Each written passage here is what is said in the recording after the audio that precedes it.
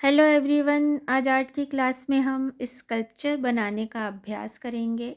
जैसा कि आप लोग देख रहे हैं, हम एक सोल्जर बना रहे हैं क्योंकि हमारे देश में अभी भी ऑपरेशन सिंदूर चल रहा है और हमारे सम्मानीय सैनिक अभी भी सीमा पर डटे हुए हैं, हमारे देश की रक्षा के लिए संकल्पित हैं।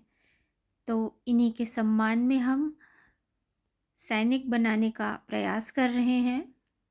यहाँ पर हमने नेचुरल क्ले का इस्तेमाल किया है। नेचुरल क्ले इस समय गणेशोत्सव और दुर्गोत्सव के समय कुम्हार लोगों के पास मिल जाती है, मगर इस बार हम मंगाने में थोड़ा लेट हो गए हैं तो सारी मिट्टी ख़त्म हो चुकी थी और ये बची हुई मिट्टी जो है ये बहुत ही रफ़ है, तो उतनी स्मूथ नहीं है कि हम आसानी से इससे कोई वर्क कर पाते। फिर भी क्योंकि ये मेरी डेमो सेशन है, मैं डेमोंस्ट्रेशन दे रही हूँ यहाँ पर, तो मैं अपने विद्यार्थियों को बनाना सिखा रही हूँ कि किस तरह वो मिट्टी का इस्तेमाल करके कोई भी स्कल्पचर बना सकते हैं। यहाँ हमने बेसिक स्ट्रक्चर बनाया था पहले। एक हमने जीआई वायर से एक ढांचा बना लिया था, लगभग सीधा सीधा तार को मोड़कर कई जगह से। तो एक बेसिक ढांचा हमने इस तरह से तैयार किया और इसके बाद हम इस पे डायरेक्ट मिट्टी लगा रहे हैं।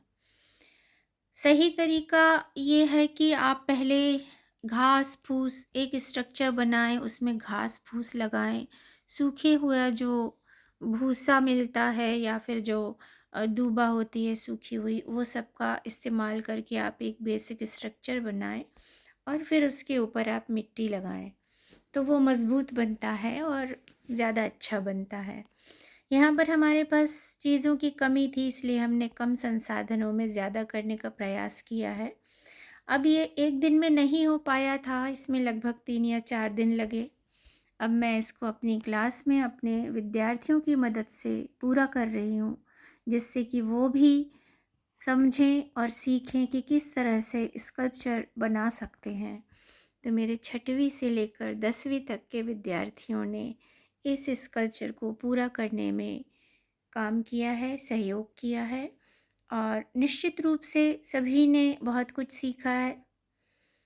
फाइनली अब इसमें कलरिंग हो रही है और लगभग हमारा सोल्जर कंप्लीट हो चुका है। आप देख सकते हैं कि ये पूरी तरह से कंप्लीट हो चुका है और हमारे विद्यार्थियों ने निश्चित रूप से इससे बहुत कुछ सीखा है और उम्मीद है आपको आज की क्लास अच्छी लगी होगी।